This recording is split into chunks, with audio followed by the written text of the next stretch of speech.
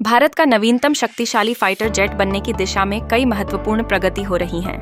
वर्तमान में 3 प्रमुख परियोजनाएं और प्रस्ताव चर्चा में हैं। Advanced medium combat aircraft (AMCA). Bharat अपने पहले stealth fighter jet advanced medium combat aircraft (AMCA) पर कार्य कर रहा है।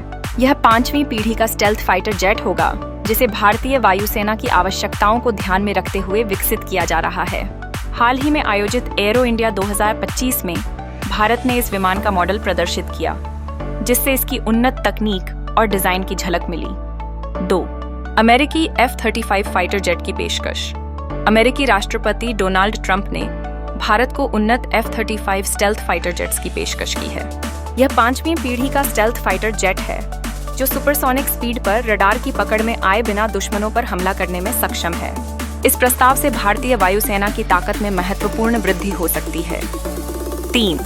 रूसी Su-57 फाइटर जेट का प्रस्ताव। रूस ने भारत को अपने सबसे उन्नत Su-57 स्टेल्थ फाइटर जेट की पेशकश की है।